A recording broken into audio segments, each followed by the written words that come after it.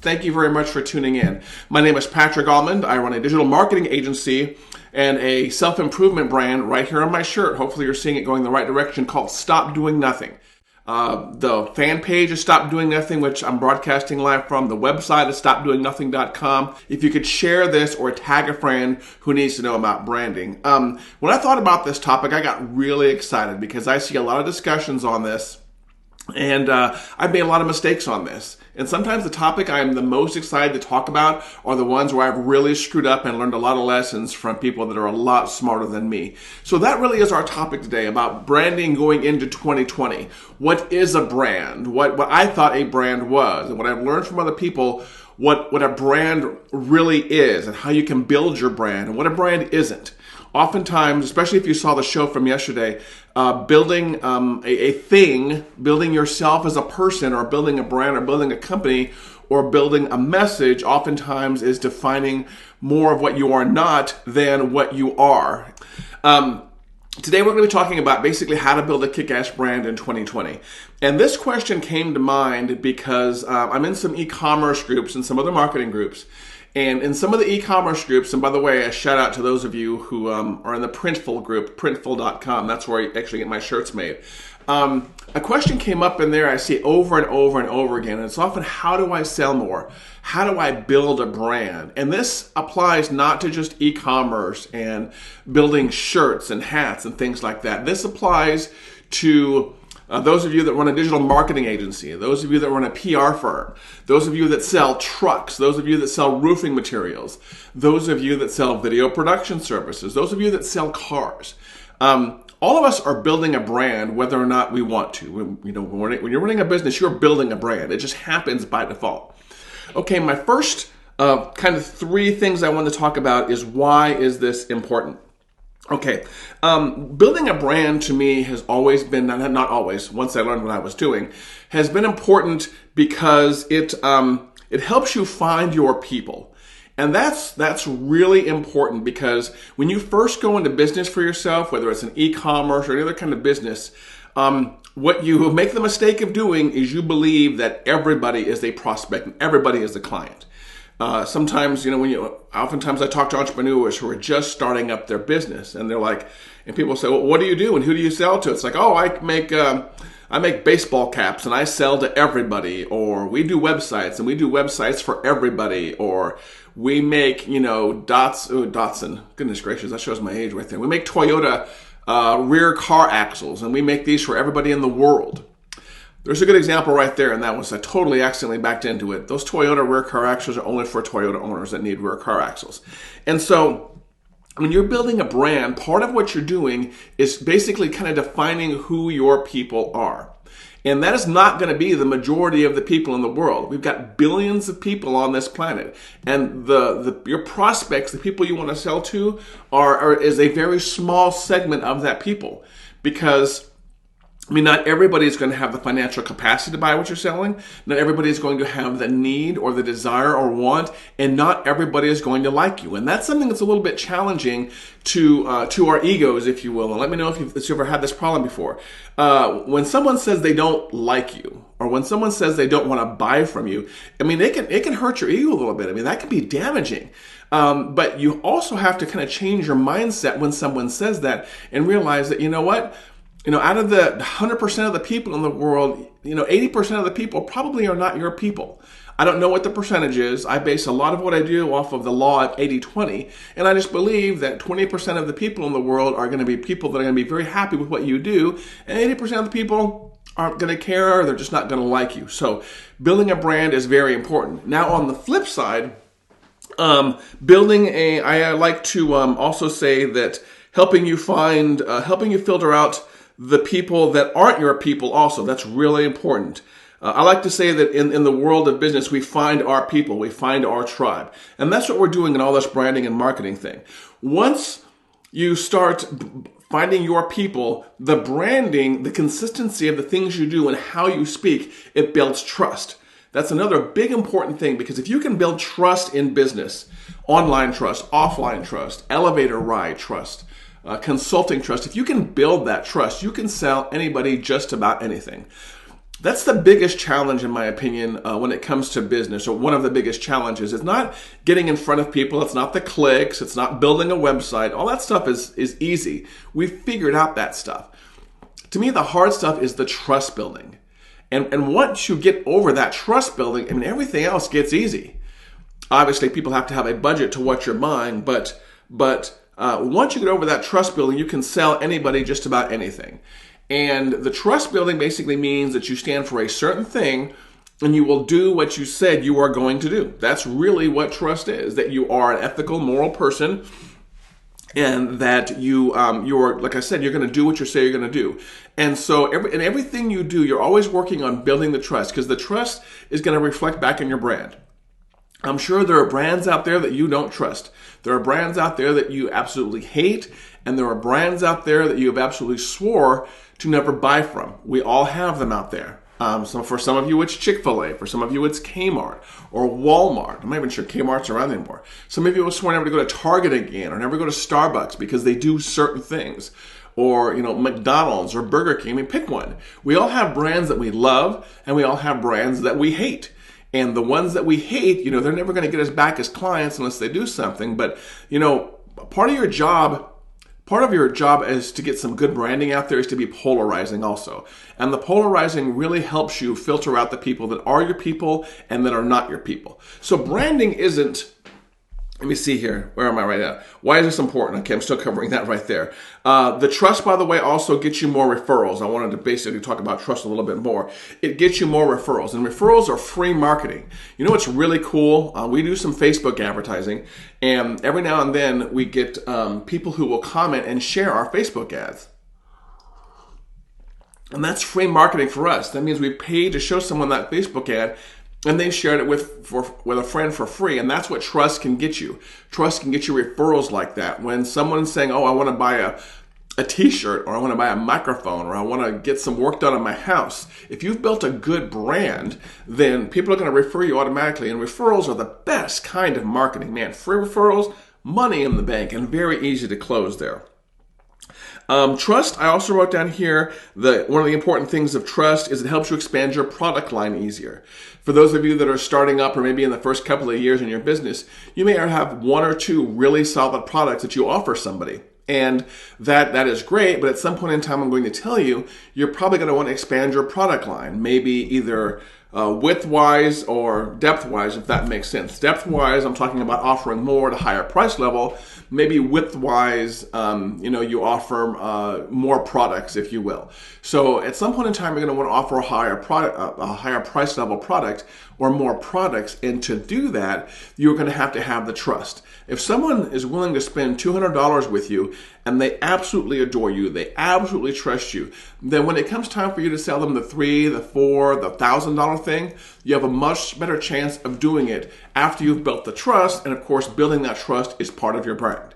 Oftentimes, I see brands go out there and they will poll their audience. And it's, how much do you trust us, on a scale of 1 to 10 or a scale of 1 to 5? And that high level of trust is something you can use in your marketing also. If people trust you, other people will implicitly trust you, and it becomes much, much easier to expand and build that brand. And also here, and we've definitely seen this, is people will pay a lot more for a trusted brand. We don't have to talk, too much about the Gucci's of the world, the Levi's of the world, and the other brands out there that really get high dollar for their, for their logos and for things on that. People trust them, and those brands take advantage of that, and they do very well in the market. So again, as a quick recap, why is this important here? It helps you build the trust. It helps you find your people. It helps you find the people that are not your people. It sells more. It helps you get more referrals. It helps you expand your product line, and people will pay a lot more for a trusted brand. So that right there, to me, covers why this is an important topic. And here we are. And so if you're someone who's going to start a company in 2020, or you don't feel you did enough in 2019 to expand and grow your business, you have to get started on this stuff right now. And again, branding is, branding is a lot more than colors and logos and things like that. Branding is a mere presence out there. And by the way, if you're watching live on the Facebook Live or on YouTube, do me a favor and chime in with where you're listening from. I know we got some people in here from Kansas also, Jada. Again, I really do appreciate you. I'll have to look up later and see where Bronson, Kansas is. So that was the first thing I wanted to cover, is why is this important? Now, 2, what is a brand? Every time you talk to someone out there, they're going to give you a different definition of expanding in 2020. Very cool, Jada. By the way, tell me what you sell. I would love to talk about that too. If it's a retail product, if it's consulting, if it's car axles, I don't care. Let's talk about that. Whenever you ask somebody what is a brand, you get different definitions. So remember, everything that I talk about here is the Patrick definition of branding. There are probably people out there that are much better at this and much worse than I am, but this is what Patrick thinks is a brand. And again, I had to learn all this stuff the hard way. To me, a brand is, it's almost everything you think of when you say a name. It's how you present yourself. It's your colors, it's your look. Look at me right now. I'm representing my brand, and this is not an egotistical discussion. But I have decided that, everything about Patrick needs to be what you see right here. Black shirts, white lettering, logo here behind me. When I go out in public, it's the way I talk. I tend to basically dress very casual, even in business environments. It's what I stand for. It's the people that I like. It's the language I use. I mean, if you don't like curse words, and you sure as hell aren't ever going to like me. Because you know what? I drop in a curse word every now and then because that is just what Patrick is. And so that turns off some people. And I've been told by other professional speakers and the professionals out there that, oh, Patrick, you can't say that. You can't do that. You're going to turn off people. Yeah, I sure as hell am. I sure as hell am going to turn off people, and I'm perfectly okay with that. Because my goal is with my brand, is not to tiptoe around and please everybody. My goal is to kind of come in like a wrecking ball and please that 20% of people. And you know what? Cursing, an occasional curse word, is just part of my nomenclature. I'm okay with that. It helps me emphasize certain things. But if that turns off people, then I'm sorry. I am not your brand, and you are not my people. And I'm okay with that. Be okay with burning some bridges. Be okay with being 100% yourself if it's going to help you, if it's going to lose some people. Because on the flip side, it's going to help you find the right people.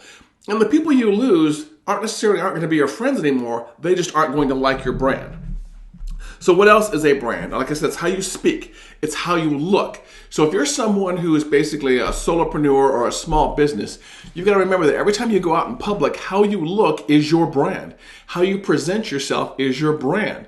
I don't do it intentionally, but I happen to work out a lot because I want to make sure that people know the Stop Doing Nothing brand represents, taking care of yourself and being in shape.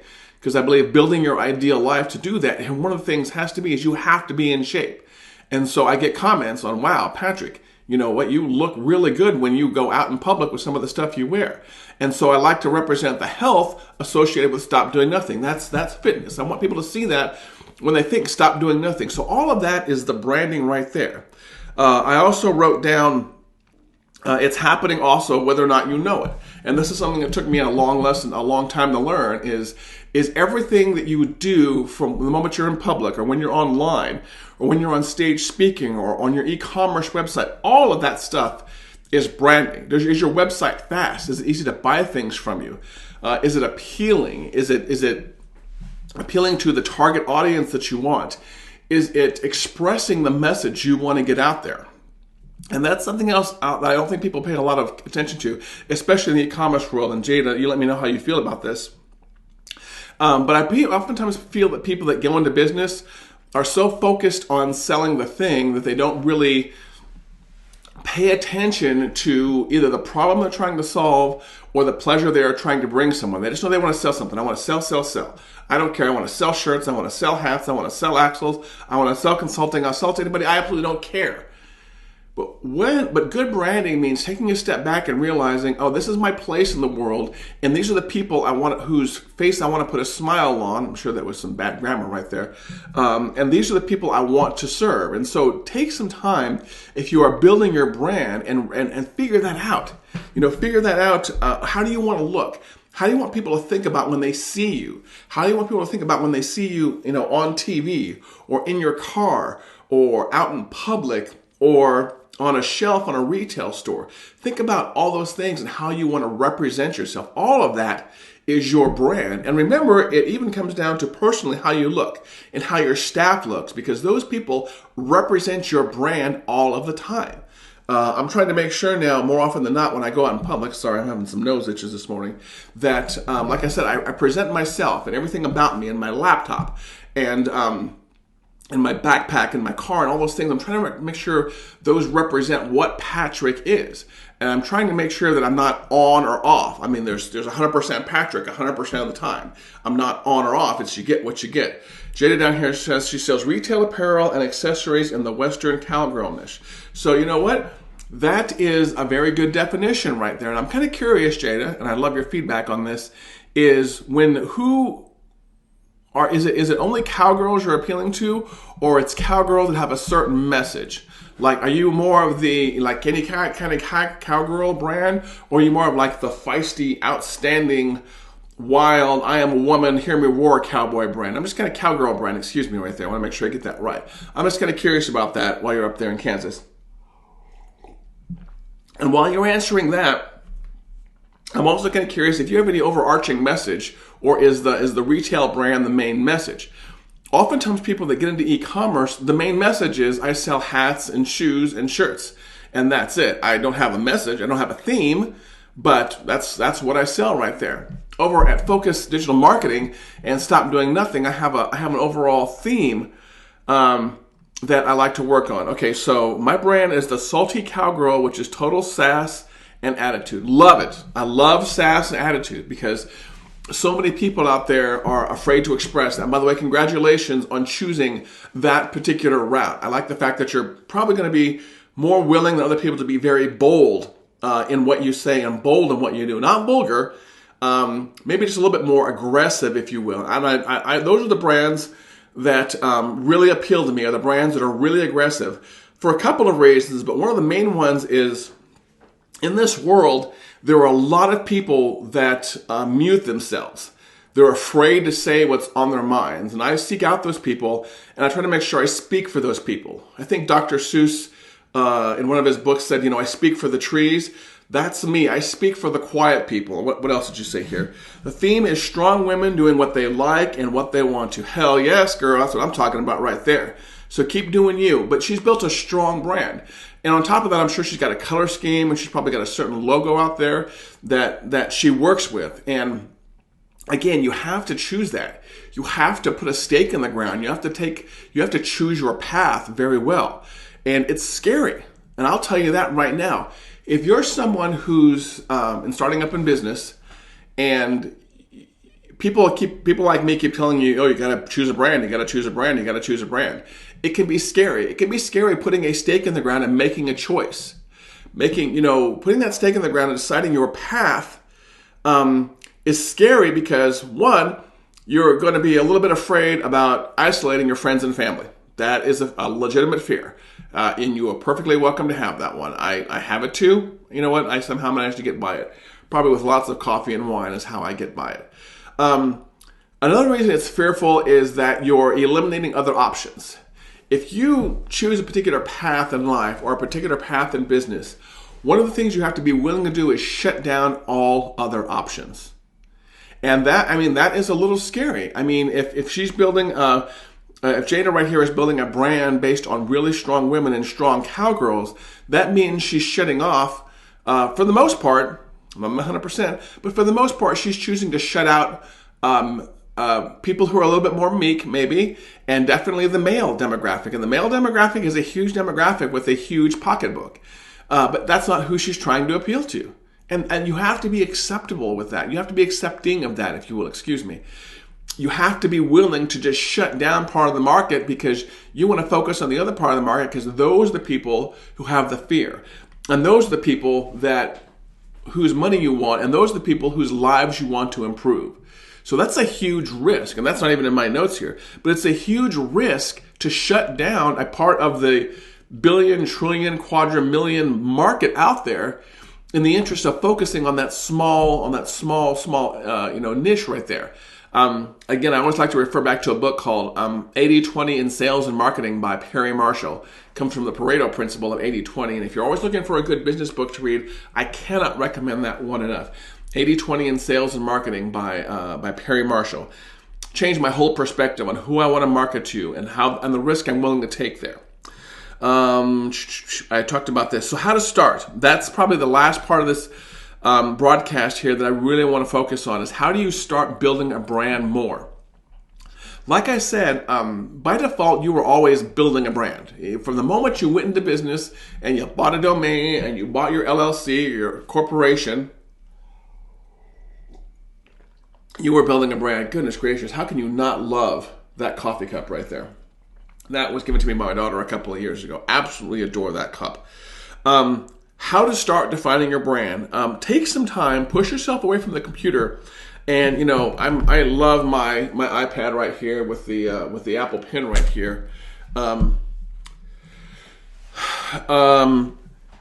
Take some time and push yourself away, possibly go out for coffee and define who you and your company are and your employees are and who you are not. And again, this kind of gets back to the things I was talking about earlier, is what is a brand? Be willing to just sit there with a pencil and paper and define who you want to serve, who you are, and really look at the core of yourself and the core of your being. And I'm getting kind of psychological here, but really look deep inside yourself and decide this is who I am. This is me. Kara Seattle, right out of The Greatest Showman, which I absolutely love that show. This is me. That may even be the heading on your paper. Write down, this is me, and start writing down the things that you believe in, and the things that you hate, and the things that you're not. A good friend of mine, Chris Kowalik, at a ProFeds, and hopefully, Chris, you're okay with me saying this on camera, she said a while back, no assholes. That's one of her definitions for customers, just no assholes. And I absolutely love her for saying that because it's a pretty simple definition. And all of a sudden, you can get all meta all of a sudden and say, what's an asshole? We all know what an asshole is. We all have our definition of asshole customers. Be willing to say, I don't want any assholes. Be like Chris in your business. Also make sure you take some time and define the pleasure that you want to bring in someone's life or the pain you want to solve. I got this one from Tony Robbins. I'm a huge fan of Tony Robbins. And he said that basically everyone in the world, when it comes to self-improvement or buying things, people buy things to avoid pain or to seek out pleasure. So I kind of use that mindset now when helping people brand or when giving people consulting advice in business is how does this brand bring someone pleasure? How does it put a smile on their face? Or how does it avoid pain? Things like in the medical profession, those are things that help people avoid pain. Why do you go to a dentist? Because you don't want your teeth pulled out later. Why do you go to a doctor when something hurts? Because you want to avoid pain. And you will pay any cost to avoid that pain. Why do you go to Cane's Chicken? You go to Cane's Chicken because that shit tastes good. You go to Chick-fil-A because it tastes good. Some of you go to McDonald's because it tastes good. I'd be lying if I didn't have an Egg McMuffin every now and then. I exercise a lot, and I exercise now because I want to avoid pain later. Actually helps me avoid pain now, but I want to avoid the pain of getting into my 60s, 70s, 80s, 90s and falling apart. I don't want to be one of those people that sits in a wheelchair in my 80s or 90s and just kind of rots away waiting for my time in the ground. I want to be up and active until the day I die. If I'm lucky, I'll be doing some kind of athletic competition the day I die. That's how I want to go out. I want to go out big in this world. So when you're working on this Who Am I document or This Is Me document, define what pleasure you're going to bring to the world and or what pain you're going to help people remove out of the world. Be willing to lose some people. And this isn't something you can really write down, but this is something in the process of branding I want you to realize is don't not write something down because you're afraid you're going to lose people. It's okay to lose people. It's okay to lose a family member because you may choose to push aside a family belief, be it religious or ethical or moral, that you've had all of your life or that you've been brought up and that you've been raised by. That's okay. It can be really a challenge. Imagine this. Imagine you're out there working on building your brand. You're at Starbucks, taking notes. and you have a belief. You have a belief on a certain way and a certain thing of doing things. And that belief goes 100% against what your mother believes. Would you be willing to do that? I'd be curious about your answer right here below. If you're on iTunes listening, comment later in the show. Would you do that? Would you be willing to do something that your father or mother didn't believe in, but you know was at the core of your being? You know, the easier ones, like I said, come to mind are religious things, ethical things, moral things. Obviously, I want you to stay ethical and moral, but I also want you to be true to yourself. And so, you know, if you were raised, you know, I don't know, just pick something. We all have those things out there that we were raised with certain things on, but we want that, you know, our parents raised us by, but we may not believe that at our core. And that core thing that we were raised with goes against the brand we want to build. Be willing to throw that out the window. Be willing to burn your bridges. I love that phrase. Be willing to burn your bridges. When it comes to building your business and putting yourself out there in the world, be willing to burn your bridges. It's okay. It's okay. Trust me. A virtual fist bump to you. Bam, bam, right there. It's okay to burn your bridges, okay?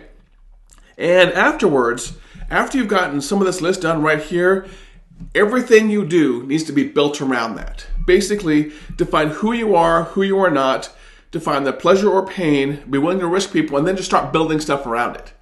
I often like to say that people that do kind of rock sculpting or granite sculpting, they basically define in their head what this is going to look like, what this statue is going to look like, what the head, the face, the torso, the bosom, the legs, everything's going to look like, and you chip away everything that's not part of that. So then, once you've defined this list of things of who you are, you basically go back and you just throw away everything else. This is not me. Once you can do that, you're going to have a kick-ass brand. And in my opinion, a lot of the challenges with people out there building brands is that they don't want to do that. They will not burn the bridges. Be willing to burn your bridges. It's so hard, but I swear it is so worth it. Okay, so again, we've kind of covered today why is brand building important, what is a brand by Patrick's standards, and how you can start building your brand. And we know what we've talked here for 29 minutes and 48 seconds. I could probably talk about this for 3 or 4 hours because I really do love this topic. And again, I love this topic so much because I've screwed up on this topic. Okay, I would always love your comments below as the things that you heard me say today that you think I got right and then you think I got wrong. Because you know what? I could be 100% wrong on some of these things by your standards. But this list right here that I wrote out for you, there's my notes if you don't believe me. I sat there and wrote out notes for you on my iPad and the things I want to express to you. These are the things that I have learned over my 21 years in business. I went into business, I believe, in October of 1998. Did not have my mind or my heart set on building a brand. It's just kind of happened over time. And every week that I'm in business, I am more stoked and I'm more willing to burn those bridges out there. I am more willing to put myself out there like on camera like this and pick things like what you see on my shirt and just put myself in people's face and say, hey, you know what? This is me. Like it or not, this is how I do my coaching. This is how I do my life coaching, my business coaching. This is how I do my consulting. And this is the way I work. And it's worked for me. It may not work for you. If you don't like it, by all means, give me a hug, shake my hand, let's move on. But if it does work for you, let's get your ass to work. And again, I'm not trying to self-promo right there, but that's just my mindset these days when it comes to business. You want this? You want to buy into my brand? You want to buy into ways to run your life? Then let's get to work. And I want you to do that also. Whether or not you're coaching or consulting, or whether or not you're like Jada and you appeal to strong women via the Salty Cowgirl. By the way, Jada, do me a favor, put your website in the comments, okay? I want people to go see your brand. I would love to do some marketing, not marketing for you, but I would love for people that watch the show later to basically go visit the Salty Cowgirl. I'll go visit my website yourself. Obviously, I'm not a salty cowgirl without some hormones and some surgery out there, but I would still like to go see your brand. So if you're someone who's interested in the cowgirl way of life or how sassy women work, Jada is going, there we go. So go visit thesaltycowgirl.com from Jada Furman right here and go check out. And maybe come back in the comments and let us know what you think about her brand, because I'm sure Jada is open-minded and she would love some comments. But goodness gracious, even look at the domain name. The Salty Cowgirl. You know what you're getting once you click on that domain name. And kudos to Jada for participating today and for basically being willing to put that out there, because again, that's risky out there, and she's isolating people out there. Probably some people are going to go to her website, and right off the bat they're going to say, no, this isn't my thing. This isn't my thing. But some people are going to go to her website and say, oh shit, I've been looking for Jada all my life. Shut up and take my money right there. And those are the people that Jada is trying to appeal to. As again, everyone, if you're listening on iTunes, do me a favor and subscribe and leave us a rating over on iTunes or Spotify or Alexa, and go over and subscribe on YouTube or on the Facebook Live. And for those of you that are watching on Facebook Live, subscribe, share this, subscribe over on YouTube also, and also go subscribe to the podcast on iTunes via your phone on that little purple podcast icon. As always, everyone, thank you for watching. I am not really sure if I'm doing a broadcast tomorrow. I don't think so, because we're going out of town. And by out of town, I mean south 45 minutes. But if I don't, everyone have a great Thanksgiving. Work on building that kick-ass brand for 2020. I always welcome your questions, either publicly or private message me on Facebook, and I'll get back to you, and I love every single one of you. You guys have a great, great day.